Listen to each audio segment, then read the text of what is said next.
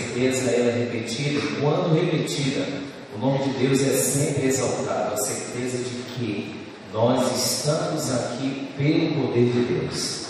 Você que veio, eu tenho plena certeza de que você sairá daqui dizendo: eu precisava estar hoje aqui.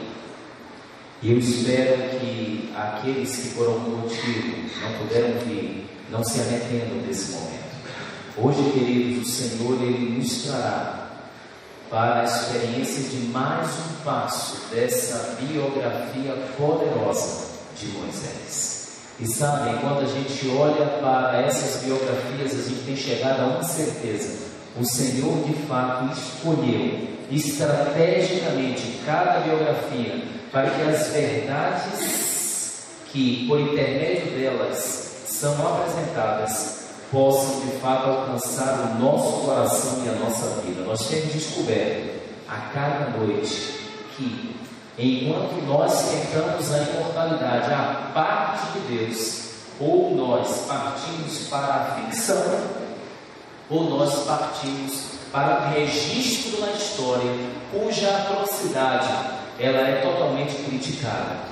E quando você vê os principais estadistas da história que buscam conquistar o mundo, pensando que o seu reino, a sua pessoa será eterna, eles certamente cometem uma atrocidade e entram para a história. Mas nós entendemos, queridos, que somente a palavra de Deus que apresenta essas biografias da forma que elas de fato são, pode não apenas revelar o segredo, o caminho da imortalidade, da eternidade, que vem por intermédio da relação com Deus, mas também nos mostra o que devemos seguir e o que não devemos seguir. A grande principal missão hoje, como Deus age. Deus aparentemente sempre age de uma forma estranha. E hoje nós precisamos entender como sermos até frustrados e pela confiança aceitarmos o não de Deus. O super-herói hoje que faz uma analogia com Moisés é aquele que é conhecido como o homem que representa o Estado. E quando nós olhamos para essa ficção e esse super-herói, nos é ensinado que esse super-herói ele era soldado de um exército, até que por intermédio de um cientista, ele, em uma experiência, ele consegue uma força, agilidade e passa a ser o símbolo e o protetor dos Estados Unidos da América. Não é à toa que ele é chamado de Capitão América. Mas, queridos, não há sustento, porque certamente a gente percebe que é uma ficção, e essa ficção ela cai por terra porque não há fatos. Note que no primeiro dia nós vimos uma declaração poderosa na palavra, onde diz assim: tudo isso que nós falamos, nós somos testemunhas oculares e auriculares. Então essas pessoas, elas existiram de fato. E hoje nós iremos analisar essa poderosa biografia. E eu quero convidá-los desde já para o seu início, capítulo 2 do livro de Êxodo. E enquanto você abre a palavra, eu quero convidar você mais uma vez para falarmos com Deus, para que de fato a sua vida aqui, o Senhor fale ao seu coração, conduza a sua vida. Porque o nosso propósito, nós já sabemos, o nosso propósito, queridos,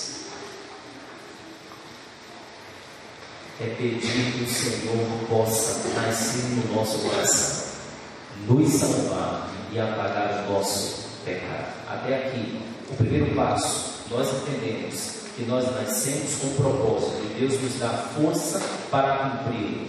Toda vez que a gente procura se antecipar a Deus, eu caio no erro de Jacó. E ontem nós entendemos que devemos estar preparados para a mudança.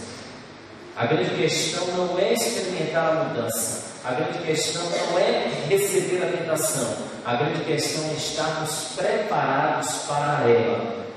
E o grande pecado na biografia que seria ilibada de Davi justifica que a Aquele momento com Batseba, onde nós vimos isso, se deu porque no primeiro momento Davi não estava preparado para a mudança. E hoje nós vamos já extrair uma lição extraordinária a partir do nascimento desse grande homem.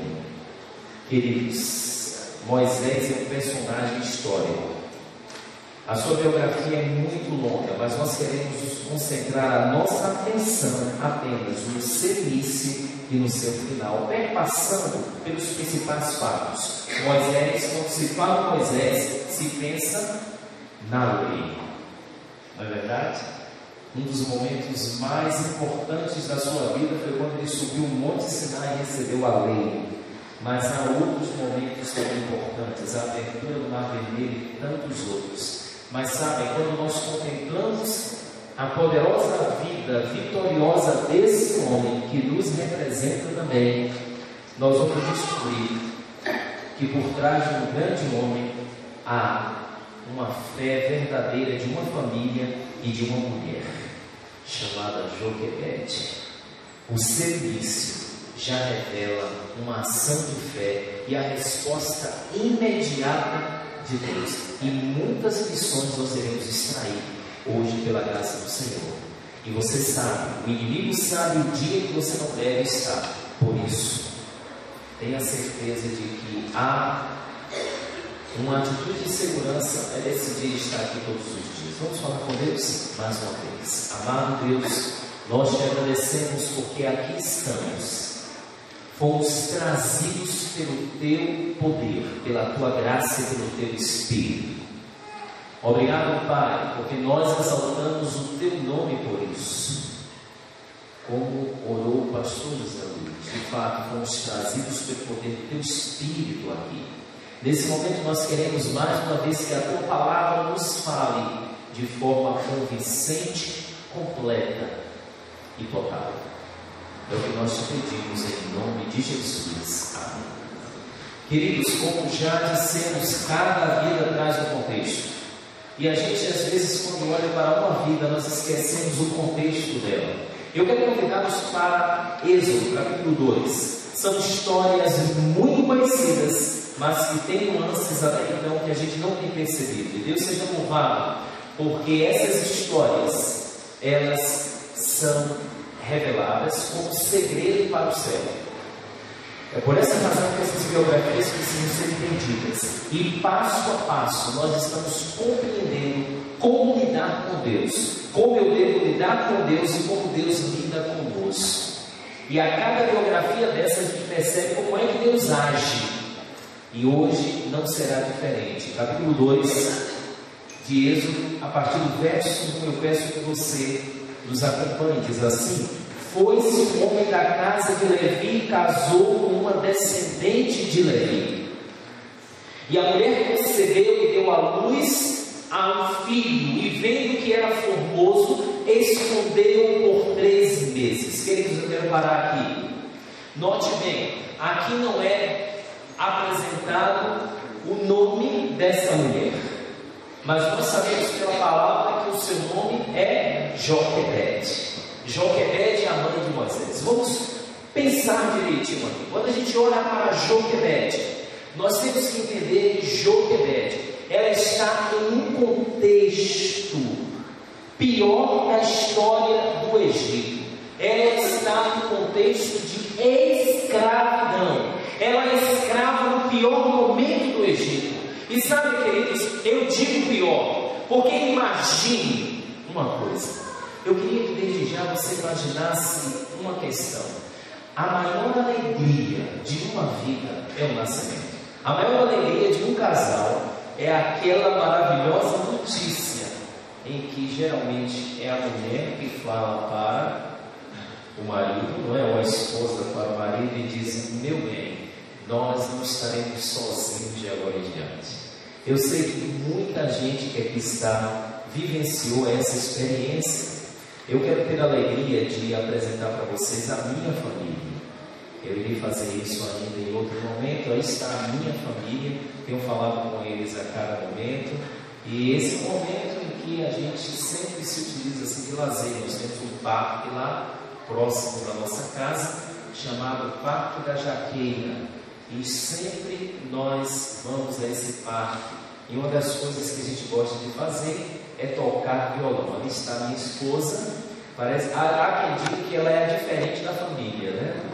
Parece que a genética ali é Y grande, não tem como. É engraçado é que acontece algo muito interessante. Eu brinco com ela e digo o seguinte: olha, eu não fiz nenhuma assim, força para escolher o nome dos meninos, e ela escolheu de ambos. E eu sempre brinco assim, que Deus olhou e disse assim: mas que homem humilde, eu vou mandar os 2 filhos com a cara dele. E os 2 têm Y no nome, uma é Yasmin e o outro é Henri. E o Y está ali, né? Geneticamente há quem diga que ela é um pouco diferente, mas eu vejo traços deles nela também. E aí está a foto de close, né? Essa foto, minha esposa gosta de tirar as fotos assim mais inusitadas. Mas um dos momentos assim especiais da nossa vida, nós temos uma garota de 9 anos, está fazendo 10 agora, e no dia do seu aniversário eu teria a alegria de batizá-la lá na Central do Recife. Vai ser um momento de muita emoção, eu já estou me preparando para isso. Batizar o próprio filho, meu amigo, pastor José Luiz, eu torço que você tenha também essa alegria dentro em breve e batize as 3 de vez. As 3 de vez, meu amigo. Uma de cada vez, evidentemente. Porque eu tenho certeza que as 3, elas vão escolher ser batizadas por você e vai ser um momento de muita emoção. Mas sabe, nós vivemos esse momento 2 vezes. O primeiro momento foi quando, há algum tempo atrás, eu recebi a notícia que eu estava no sul da Bahia, em Itabuna, de que a minha esposa estava grávida, Yasmin. E o segundo grande momento, e olha, eu quero dizer uma coisa para você: se a gente tivesse 1000 filhos, cada momento seria mágico, não é verdade? Cada momento é maravilhoso. E o próximo momento que o Senhor nos concedeu foi o momento em que Henri nasceu. E aí está ela. Eu não gosto muito dessa foto não, é proibido eu mostrar, mas quando ela está a quilômetros de distância de mim, eu espero que ela não veja no YouTube depois. Essa cara inchada aí, logo depois do parto. E é um momento de muita alegria. Olha o sorriso, não tem como esconder. Mas sabe, queridos, aí estão meus filhos, é a nossa joia. E nos filhos nós vemos as virtudes e os defeitos. Não há coisa mais preciosa na vida do que os filhos. Mas deixa eu dizer uma coisa para vocês: Joquebede não viveu essa alegria. Imagine você não saber como dar a notícia para o marido. Imagine você não saber se aquele momento vai ser de alegria ou de tristeza. Sabe por quê? Se você olhar nos versos anteriores, e desde já a gente já vai analisar o contexto histórico dessa vida. Quando você olha no capítulo 1 ainda, a partir do verso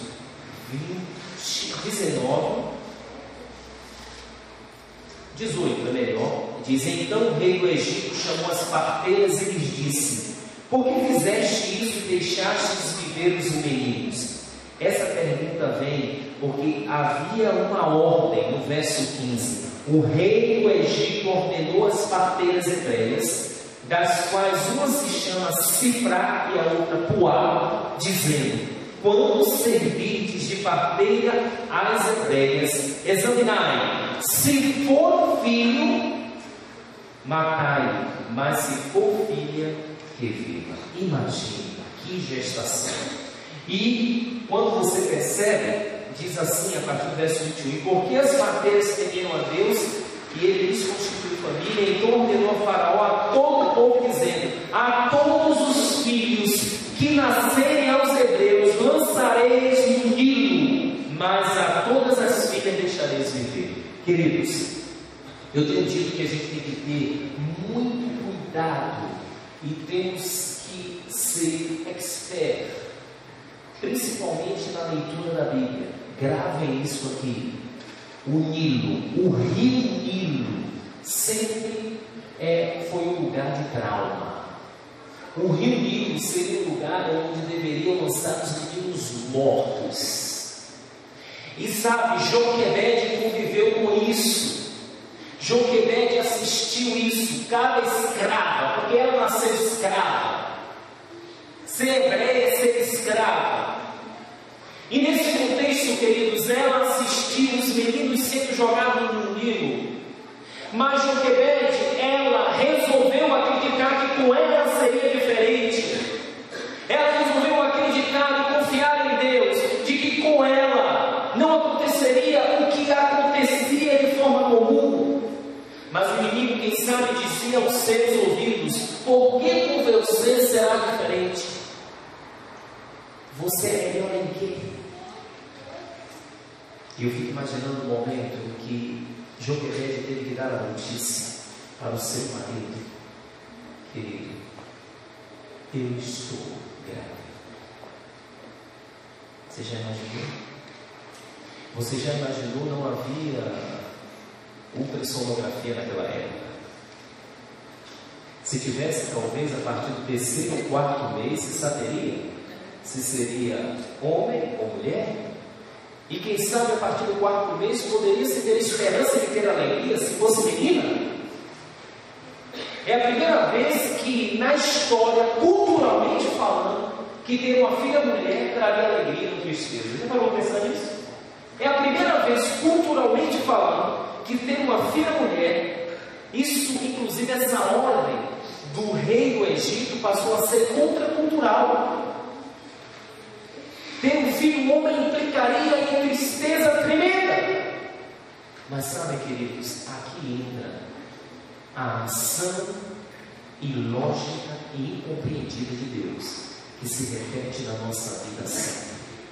Quando a gente começa a ler no capítulo 2, e eu continuo no verso 3, não podendo, porém, escondê-lo por mais tempo, tomou um cesto de junco, calafetou com betume e piche, e pondo nele o menino, largou no carriçal à beira do rio. Queridos, Moisés nasceu. Até então Deus o protegeu. Nos é dito que ela escondeu o menino por 3 meses. É bem verdade que por trás da ação de Joquebede estava a ação de Deus. E nessa ação de Deus, chegou um momento em que o menino não podia ser mais escondido. Lógico, o menino estava crescendo. Eu não sei, a Bíblia não diz como é que ela conseguia escondê-lo. Quem sabe recebia a orientação de Deus para isso. E de repente chegou um grande momento. E esse grande momento foi: olha, Joquebede, eu quero te orientar que você faça um cesto. E ela agora fez um cesto. E quem sabe ela começou a pensar: ora, nesse momento em que está fazendo um cesto, Deus é o Deus poderoso, Deus é o Deus dos grandes planos, Deus é o Deus dos grandes milagres. E eu tenho certeza que Deus está com algum plano que eu não conheço. E ela cumpriu a ordem de Deus. Ela fez. E sabe, queridos, nesse momento eu fico imaginando, e a gente tem que entrar no contexto do personagem. Depois que ela preparou, a orientação foi: jogue no rio Nilo. Imagina, no rio do trauma, no rio da morte, no rio da decepção. Mas o mais interessante se dá no verso 4. A irmã do menino ficou de longe para observar o que lhe haveria de suceder. Queridos, nós seres humanos somos assim. Interessante que quando o cesto ele entrou no rio Nilo, eu fico imaginando agora a grande expectativa para saber para onde o cesto iria. Que direção o rio levaria? Era um rio com correntes d'água. E agora a gente percebe, coloca ali o cesto, e agora o rio iria levar, o acaso iria levar. Mas Joquebede confiava em Deus, e ele sabia que Deus é aquele que controla o sol, controla a natureza e controla também o curso do rio. Não é verdade? Não é? Deus não é soberano? Então ela parou e disse: com certeza, o meu Deus vai levar o meu filho para bem longe dos seus inimigos. Não é verdade? E ela esperava isso. Mas não acontece. Diz a palavra de Deus que a direção desse sexto ia para a casa da filha do inimigo. Eu fico imaginando, queridos, e essa experiência é repetida. Será que Miriam, a irmã de Moisés,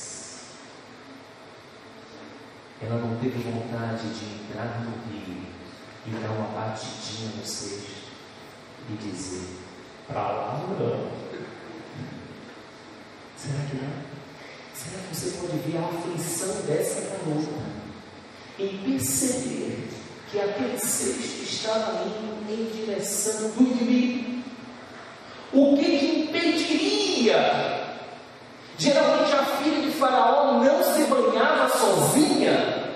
Ela tinha as suas servas e os guardas com as espadas bem afiadinhas. E ela não teria nenhum trabalho. Simples, porque aqueles guardas corriam atrás. Quando batia o soninho, nasceu um homem, ouviu o choro e avisava que estava lá. Eu acho que o trabalho era mais rápido do que qualquer polícia. Não é? Mas sabe, nesse momento, queridos, Miriam e Joquebede certamente ficou com o coração aflito. Como pode um Deus que protege, manda, e agora coloca o rio das atrocidades, o rio da miséria, e o curso desse cesto vai em direção ao inimigo? Queridos, deixa eu fazer uma pergunta para você. Será que você já viveu algum momento da sua vida, ou está vivendo, em que o cesto que representa a sua vida está indo para uma direção que você não tem? Quanto mais você ora, quanto mais você busca, parece que o cesto está indo para uma direção que você jamais imaginava e você jamais desejava.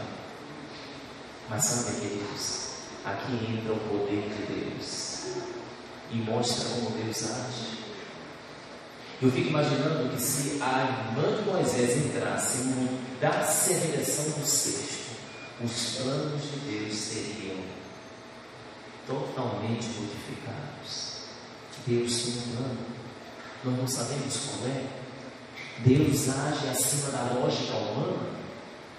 Uma coisa é certa: não avalie o final da sua vida pela direção que ela está recebendo, ou pelas circunstâncias, ou pelo vento, ou pela correnteza do rio.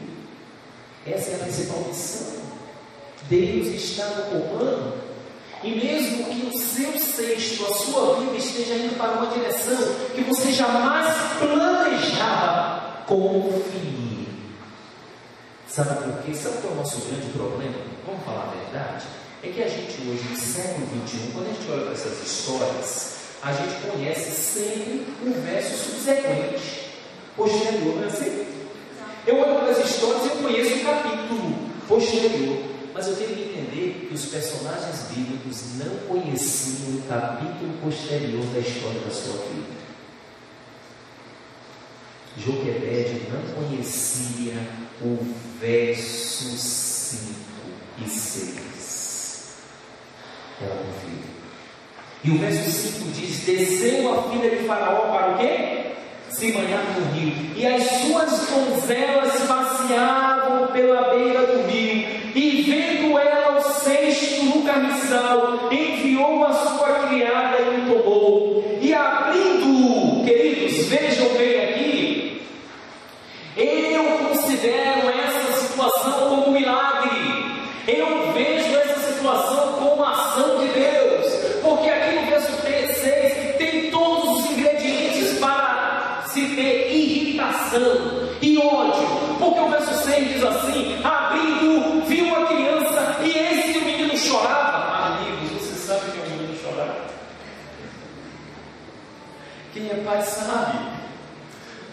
primeiros momentos, olha, eles são lindinhos. A gente leva para o hospital, mas que coisa linda. Mas só você sabe o que significam as olheiras. Não é verdade? Só você sabe que é pai de trigêmeo, meu amigo. Esse sim que pode dizer o que significa isso, meu amigo. Ah, não é brincadeira não. Enquanto um para, o outro começa. E a sinfonia ela é sincronizada. Menino chorando é irritação. E o texto diz claramente, quando ela abriu, o menino bem quietinho estava, ela chorando, meu amigo, chorando com fome.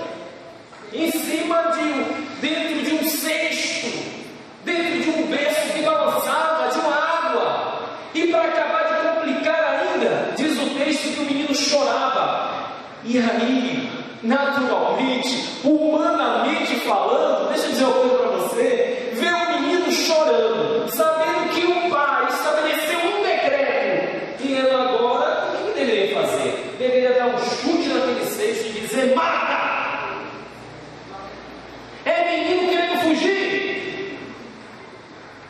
Meu amigo, veja, a Bíblia diz que teve compaixão dele, e ainda disse que lindo, é menino dos hebreus. Ela está traumatizada. Não é possível. Você já está pensando nas coisas? Nós não olhamos para a história com essa lente.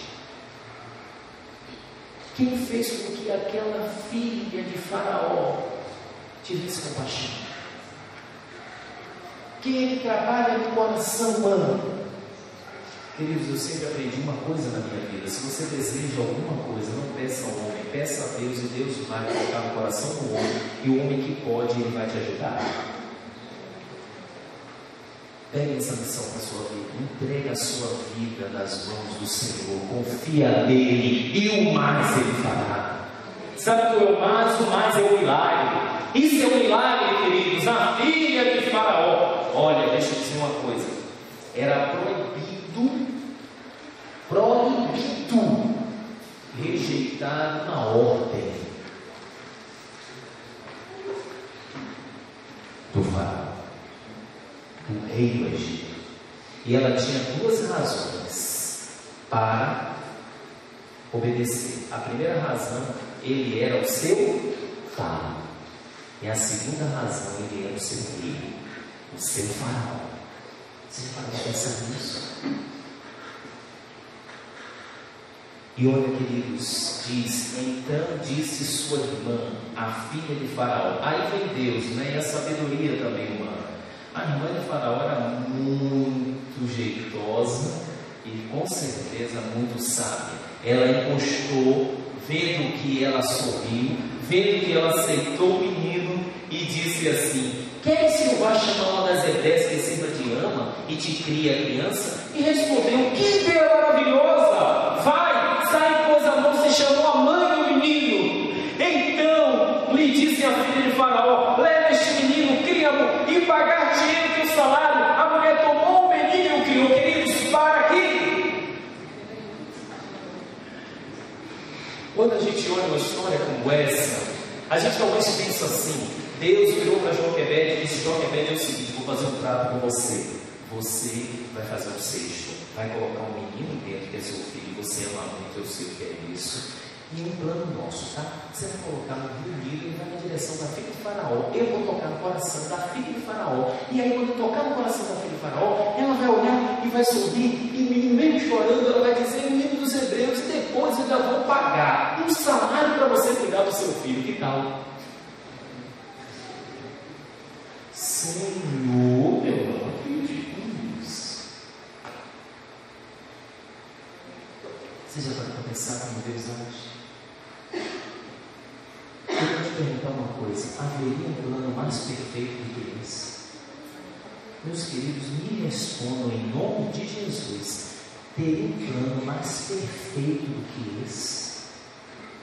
Joquebede, não dá para você ficar cuidando de seu filho de forma clandestina. eu vou te dar o título, a concessão. Agora eu fico imaginando, queridos, Joquebede diante das outras escravas, grávida e dizendo: o Senhor vai cuidar do meu filho. O Senhor vai cuidar do meu filho, eu confio nele. Não sei o que ele vai fazer. Você acha que com você vai ser diferente? Comigo vai ser diferente, porque eu confio no Senhor. E Moisés nasce, nada acontece, e o povo fica na expectativa: eu quero ver.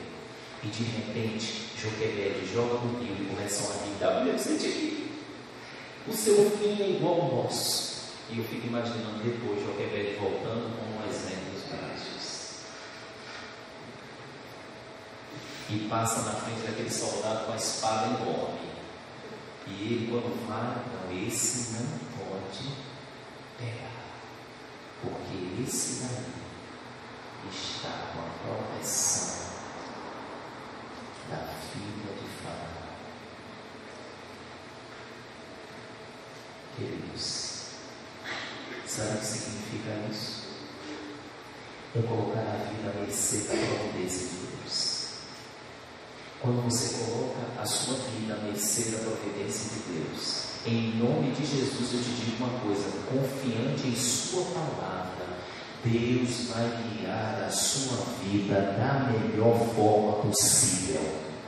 Enquanto você está almejando o que é bom, Deus está planejando o que é melhor. Enquanto você busca o que é melhor, Deus planeja para você o que é excelente. E sabe, queridos, quando eu leio os versos posteriores, eu vejo: sendo um menino já grande, ela o trouxe a filha de Faraó, da qual passou ele a ser filho. Esta lhe chamou Moisés e disse: porque das águas o tirei. Amigos, note bem, de um versículo para outro passam muitos anos. Porque se a Bíblia fosse explicitar, ou se ela fosse ser detalhista, nós nem poderíamos carregar a Bíblia, porque entre o verso 9 e o 10 passaram-se 12 anos. Entre o 9 e o 10 passaram-se 12 anos. A mãe de Moisés, Joquebede, só devolveu seu filho com 12 anos. Porque o menino na cultura hebraica ele só era desigmado a partir dessa idade. E sabe o que é mais perfeito? Sabe o que é mais perfeito, queridos? É que Deus disse: você vai ficar com seu filho na fase em que o seu caráter será formado. Deixa eu dizer uma coisa para as mães aqui presentes e pais. Moisés depois foi para o Egito. Não é verdade? Não dá para evitar que os nossos filhos vão para o Egito. Não dá para evitar. O Egito é o mundo. Sabe o que nós temos que fazer? É preparar-nos para o Egito.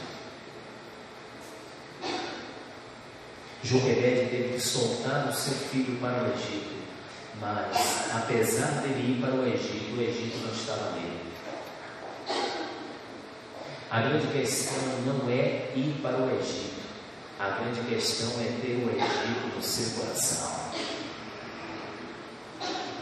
É por essa razão, queridos, que eu quero aconselhar a todos os pais aqui presentes: aproveitem a oportunidade para ensinar a criança e formar o seu caráter nos princípios do Senhor.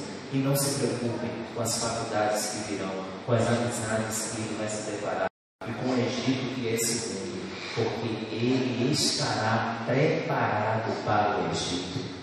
E foi exatamente nesse momento que Moisés começou, não é? Esse foi o momento. Imagine agora essa cena, a filha de Faraó pegando o menino hebreu e dando graças porque encontrou.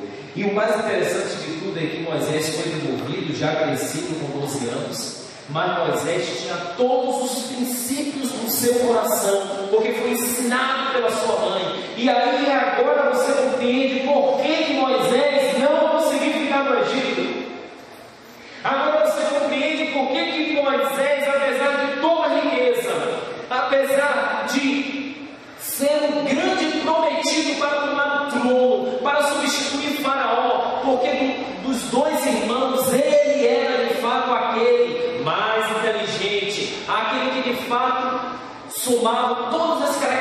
características para ser faraó, mas uma coisa é certa, queridos: quando nós somos educados, quando nós temos o Senhor no nosso coração e somos ensinados a amá-lo, o Egito não nos seduz. O Egito não seduziu Moisés. E quando a gente vê a história, a gente percebe que foi por essa razão que ele teve que fugir. E lá no deserto, junto com Jetro, ele estabeleceu a sua vida. Deus começou a guiar, Deus começou a retrabalhar esse propósito na vida dele. E esse é um momento emblemático que a palavra de Deus assim diz, o momento em que ele se encontra com o próprio Deus. E aqui acontece uma teofania. Deus se manifesta por intermédio da sarça ardente, e Deus fala, e é nesse momento que ele diz: Moisés, eu quero que você volte ao Egito, mas com uma finalidade, com um propósito: tirar o meu povo,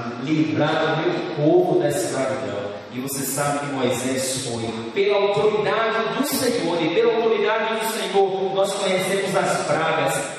E o coração de Faraó era então endurecido, até que chegou um determinado momento que não teve jeito. Na última praga, na morte dos primogênitos, aí o coração de Faraó foi balançado. Sabe o que essa história diz? Querem me atingir? Toque no meu filho. E nesse momento, Faraó permite. E aí acontece um momento que é muito especial e nós conhecemos de maneira maravilhosa e prodigiosa. Deus usa o seu servo para abrir o quê? O mar vermelho.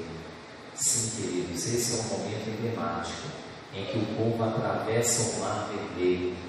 E sabe, eu quero inclusive levantar aqui um ponto de atenção. Existe um livro de Werner Killer, e esse livro, na sua capa, diz assim: e a Bíblia tinha razão, reticências. Não compre um livro pela capa. E nesse livro, quando você pega esse livro, você pensa assim: olha, esse livro está exaltando a Bíblia. Não, esse livro começa a falar dos fatos bíblicos e diz: a Bíblia tinha razão, o mar vermelho foi aberto, mas não foi Deus quem abriu. Um vento que vinha do lado oriental, e Moisés sabia o horário, levou o povo naquele momento o vento abrir o mar.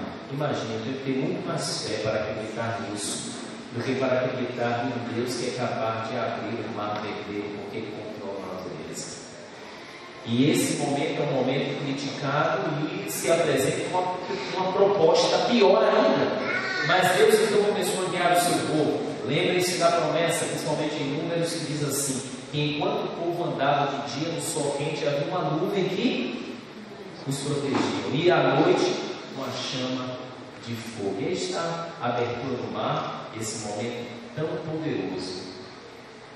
Temos também esse momento em que a lei foi dada.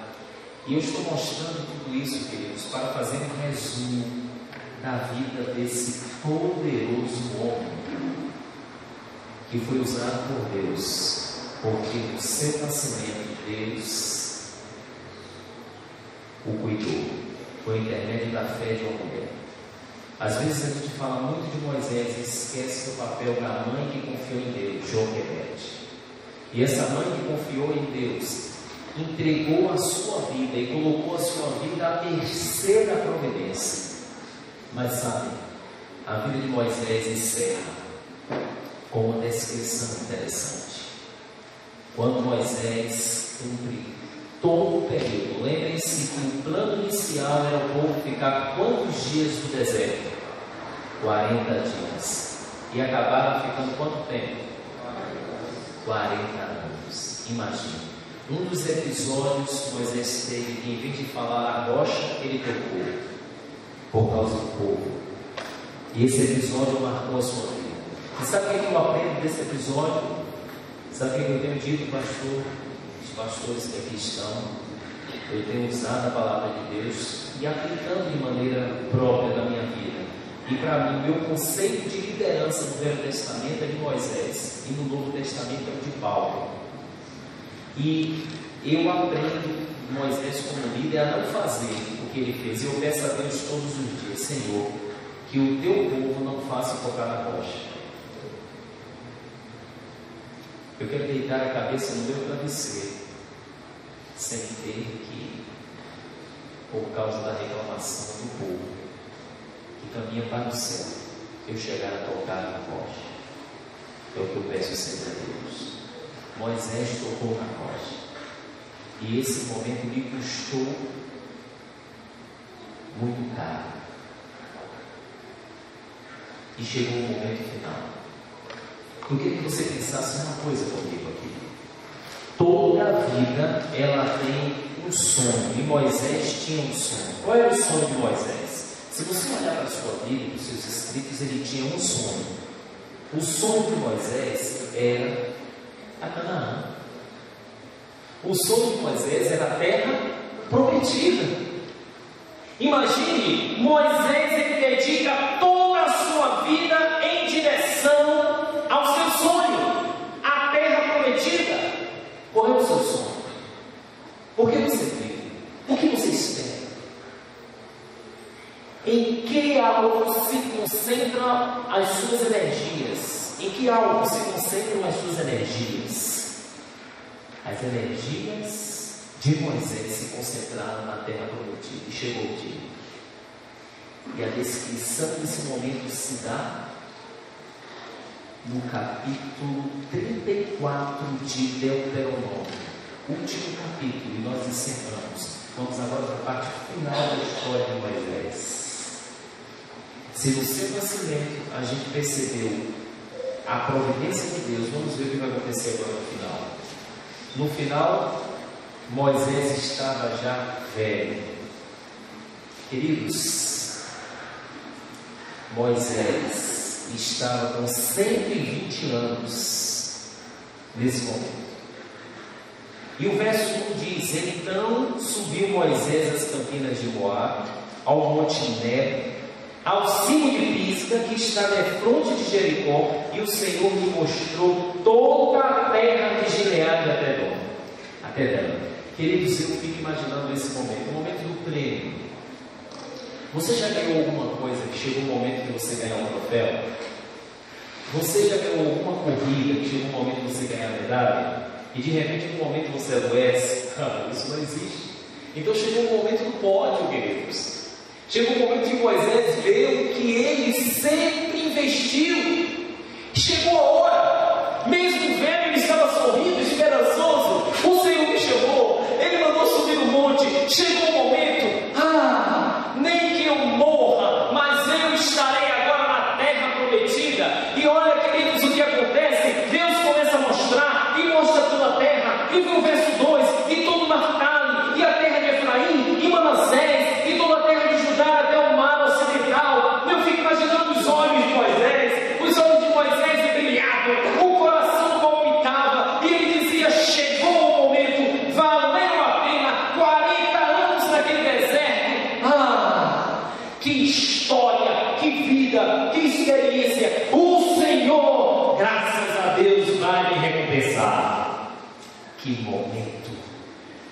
E aqui é descrito esse momento. E o Negueb, e a campina no vale de Jericó, a cidade das palmeiras até Zoar. Disse-lhe o Senhor: Moisés, eu não te enganei, eu vim hoje cumprir, Moisés, a promessa. Moisés, esta é a terra que sob juramento prometi a Abraão, a Isaque e a Jacó, dizendo: a tua descendência a darei. Eu, Moisés, te faço vê-la com os teus próprios olhos.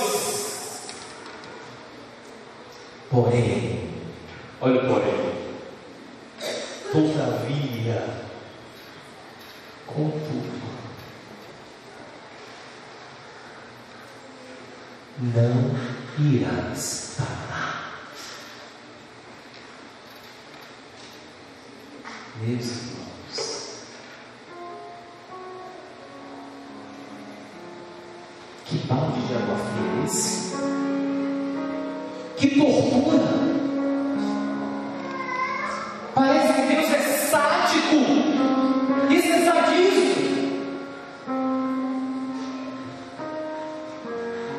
Que Deus é esse que ama. Ele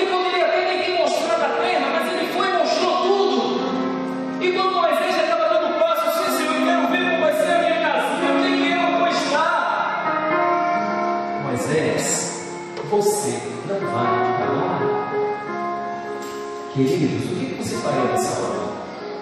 Sabe o que você faria? É o que você faz quando vem a frustração do nome de Deus na sua vida. É o que eu faço quando vem a frustração do nome de Deus na minha vida. Eu chuto o balde. Já chega. Eu não acredito mais em nada.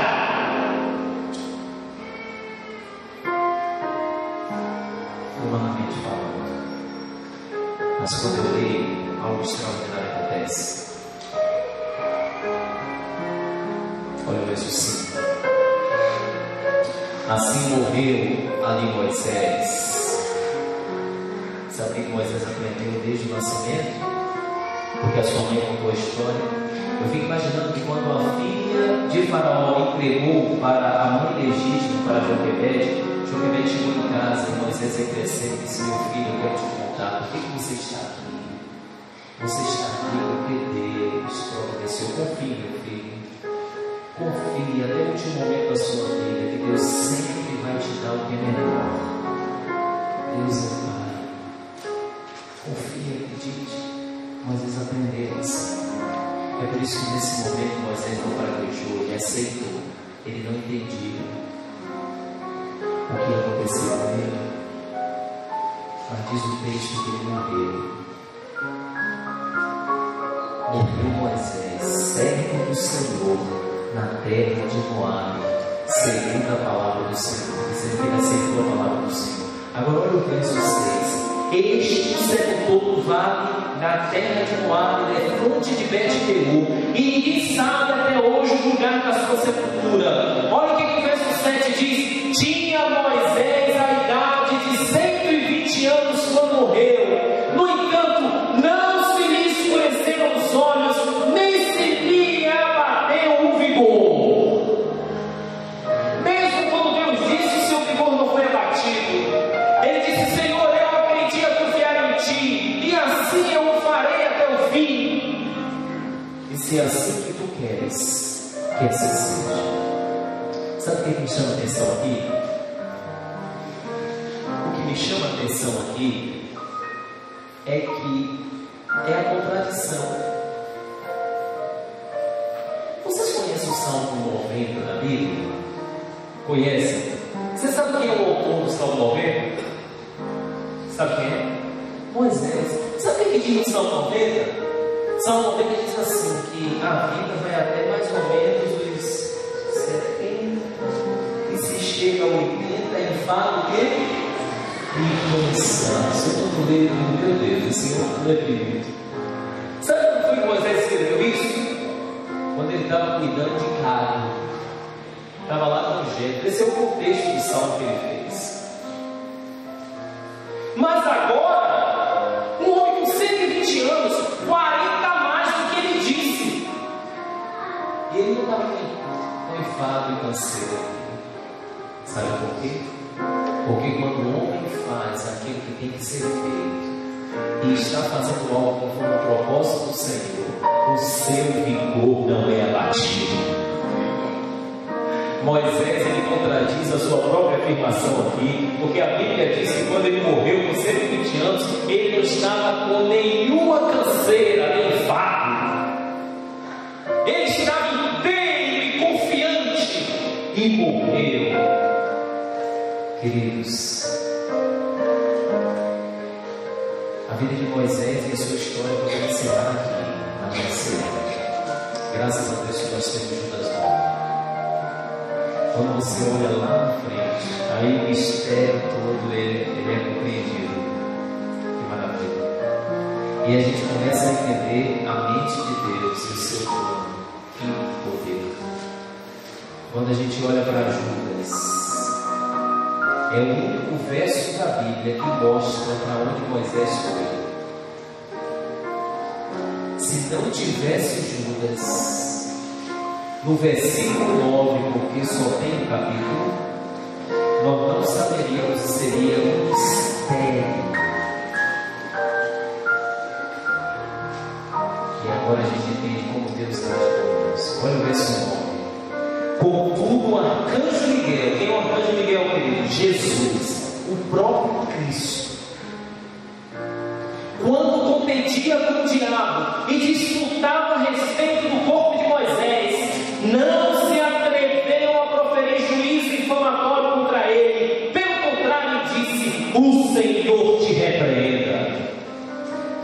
Queridos, Moisés foi ressuscitado.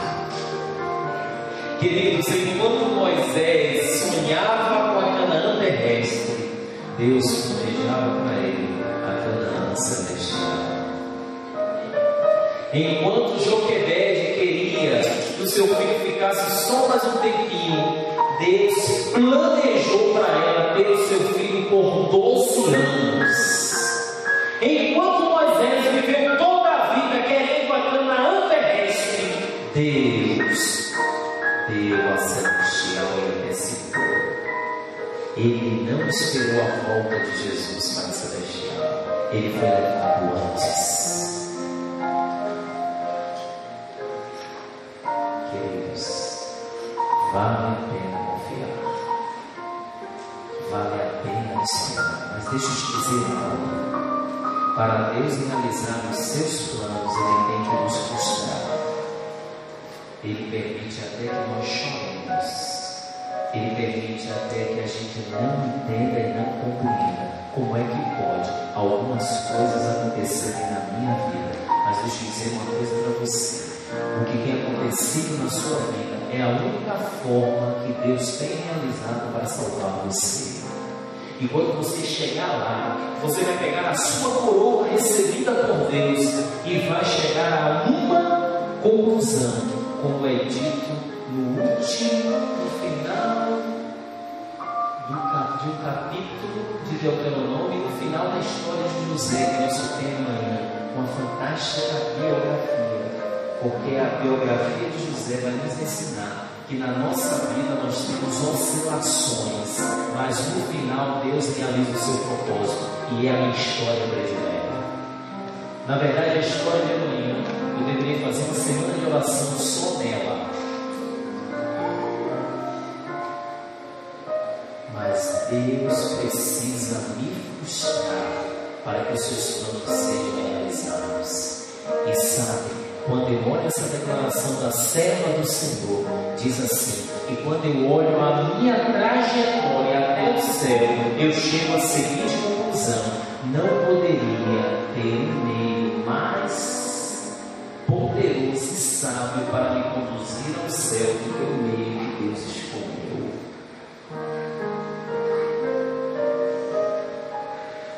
A terceira providência, e Deus vai te levar e vai te dar o melhor. Acredite, creia e confie. A última música que nós ouvimos fala, inclusive, de que as aflições e os problemas da vida têm nos levado a duvidar, mas confie. Eu quero fazer um apelo especial nessa noite. Eu tenho plena e absoluta certeza que você está sendo trazido aqui a cada noite. E não duvide. Se eu não tivesse essa certeza, eu não viria. Deus vai consolidar a salvação de muita gente nesta semana, em nome de Jesus. Eu tenho a certeza que você vai olhar a Deus de forma diferente. Eu tenho a certeza que você vai estar muito mais tranquilo e paciente em relação às antíteses e aflições da vida. Mas eu quero, em nome de Jesus, convidar você que não tem entendido a sua vida. O apelo hoje é específico. Você que está esperando por algo, você que tem pedido por algo, você que quem sabe foi frustrado por algo, você que recebeu uma determinada decepção da vida e que hoje você não entende, não compreende, você que vê Deus agir na sua vida de uma forma ilógica, você que precisa da bênção para continuar caminhando rumo ao céu, e você que precisa da certeza de que Deus vai te levar a esse céu, vai te guiar e vai te salvar. É para você que eu convido, é para você que eu ofereço o convite do Senhor, para que você venha. Eu quero orar com você em nome de Jesus. Enquanto essa música estiver sendo cantada, venha. E eu sei que tem muita gente hoje que precisa entregar a sua vida à mercê da providência. Talvez eu esteja falando para alguém que está dentro do cesto que representa a sua vida, indo em direção ao inimigo. Talvez eu esteja falando para alguém que está recebendo o não de Deus. Eu não sei, mas uma coisa eu sei: Deus sim vai te abençoar, te abraçar nessa noite. Em nome de Jesus, vem, para que o Senhor consolide e confie a sua promessa na sua vida. A partir de agora, que você seja trazido pelo Espírito de Deus.